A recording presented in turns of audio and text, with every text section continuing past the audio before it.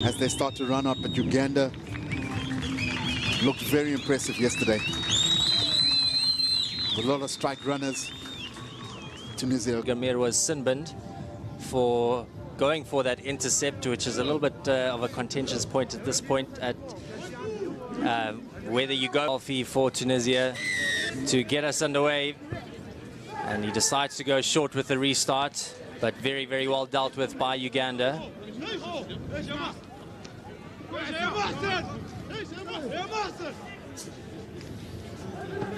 Ball goes to F.T.R.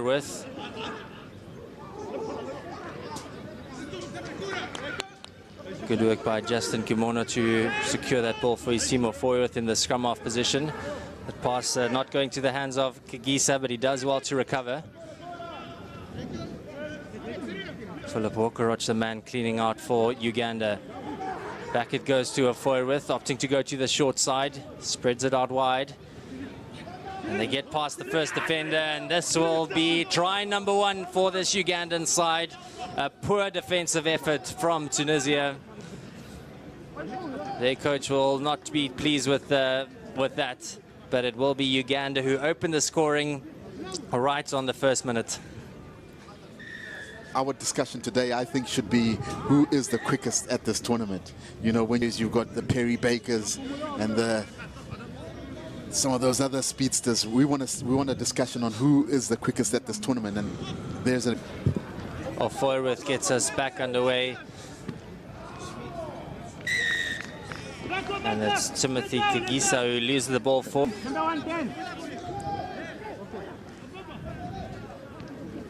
And yesterday, Tunisia struggled to spread the ball out wide to the likes of Sabri Gamir. He will definitely be a marked man, but he does well to open up the gap for Mohsen Ised. Ised still making his way forward. He gets the offload away as well to Ben Diab. I think that ball might have gone forward, but the referee says no. And it's been lost forward by Hossein Kalfi just before the try line, taking his eyes off the ball. You know, there's a question whether there was an early tackle there. There's a big man with a great offload off the ground. No, just a pure, clean, straight. Oh, good pressure being put on the scrum from Tunisia. And the scrum to do some of their play with their skill and movement. Good work at the scrum by Tunisia. Ben Diab got it out wide to Sabri Gamir. Gamir stepping past a couple of defenders. Gamir, a very strong runner. He's going to be stopped just short, but there's a man over for Tunisia available. He's not going to be needed. It's Shelley who goes over for their first points. To how this match pans out, a lot of concentration. Just got under the ball. Uganda 2-point lead, but Gamir was in good, full of strength here. A real powerful runner and was able to place the ball. And that was an easy try. Put them under some pressure early on, try and rattle them, but they're not going to do it like that. That kick not going 10, so it'll be a free kick for Uganda's ball. Opting for the switch with Philip Walker-Roch, and now the ball's available on the near side as Timothy Kagisa loses the ball forward in the contact situation. And the referee not playing any more advantage, blowing for the scrum. Always opt to take the ball into contact. Ball goes back to Gamir. He decides to swing it back to Hossein Kalfi.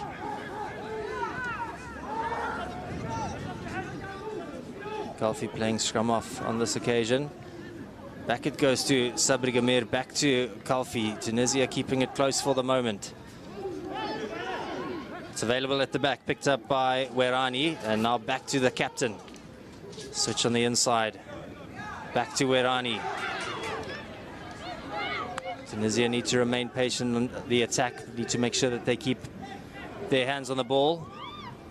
Thought about going to the short side, opting against it. Now it's Sabri Gamir. He spots a little bit of space in front of him. He gets past a couple of defenders, makes his way into the half of Uganda, and then does well to get the offload away as well. Now it comes out to this near side to Shelley. Good patient build-up for Tunisia, but now it's Uganda working hard at the breakdown, trying to turn that ball over, but it's available for Tunisia. And the penalty going the way of Uganda. Aaron Ofoiwith deciding to take it quickly. They've got numbers available on that far side. And this will be a yellow card for Tunisia just before the halftime break. Can Uganda take advantage? Yeah, struggling with injury, and that could be a real worry for Tunisia. But the Ugandans aren't going to wait for that. Wakarach is obviously going to try. Oh, and he's not happy at all. Yeah. Yeah, with all this onslaught from Uganda. Yeah, interesting. You can identify how Gamir is taking the outside channel to defend.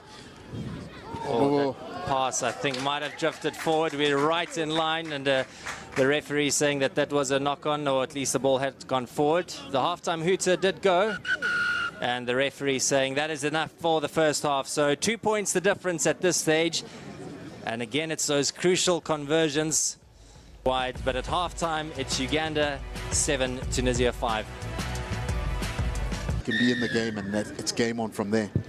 Ofoiwith gets us back underway, and Uganda do well to get their hands on the ball, but it falls kindly for Tunisia. And again, Tunisia need to remain patient here, but the referee will bring them back for that knock-on. Sabi Dif thinking of taking it quickly, but the referee saying no, it's a scrum. And it'll be crucial here for Tunisia to eat up a few more seconds, but also to expose that space on the outside. Yes, and you can see the early shove there. Taken quickly by Tunisia as Shelly thinks about booting the ball downfield, but decides to opt against it.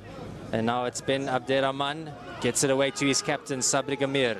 Again, Gamir spots a little bit of space in front of him. He makes his way into the half of Uganda before he's brought to ground. The referee handing the penalty to Tunisia. And Kalfi with a big boot. He needs to make sure that this ball bounces out. And he gets a favorable bounce as well. A great attacking opportunity now for Tunisia to take the lead.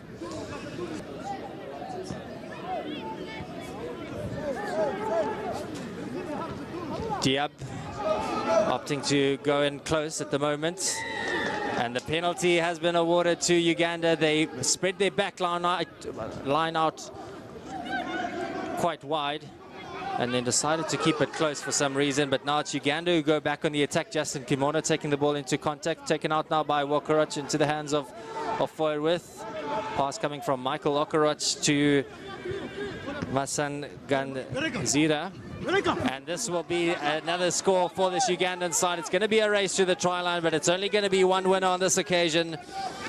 And that will be some relief for this Ugandan side as they get try number 2.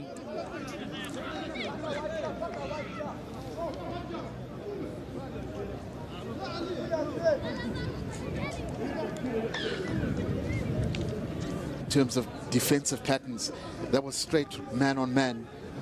Wasn't able to put the shoulder in to complete the tackle. Gets a comfortable try. Yeah, now it leaves Tunisia in a really difficult situation because they need to score this conversion. Uganda getting both of theirs. And it's Ofoiwith to go with a bit of a deeper restart on this occasion. Well dealt with by Shelly and Sabri Gamir. Into the hands of Hossein Kalfi. Nice hands to Abderrahman. This is good handling by this Tunisian side. Ben Diab getting round his defenders. I think that pass might have gone slightly forward, but the referee happy for play to continue. Sabri Gamir gets the pass away to Shelly. Shelly's got support on his outside. Shelly might not need the support, or he should have let that one go. Lost forward by Ben Diab. But the referee has awarded a penalty. And now taken quickly. Oh, Tunisia just need to remain patient yet. Numbers available on this near side. They get the pass out wide to Ben Diab. They go over for try number 2. Ben Diab looking to add the extra 2. And notice when someone's always scored a try and he has to kick it, he always takes his time and focuses. And that's not what they need right now. Oh, it's going to go out wide here to try and steal the lead here, to try and win this game, to cause an upset. They're up against the defending champions, Uganda. but we said this kickoff. I just think it went a little too deep. Well dealt with by Adrian Casito. He had some time. And Afoy with doing the clean-out work. Penalty going the way of Uganda. They decide to take it quickly. Michael Okoroch gaining a few meters. Does well to get the offload away as well. And a good last-minute tackle there on Adrian Casito. Otherwise, he might have been away. And the penalty has gone the way of Tunisia. Decision time now for the captain, Sabri Gamir. Do they go for the tap? Do they find touch? Looks like they're going to try and find touch on this near side. He's got to make sure that he finds touch.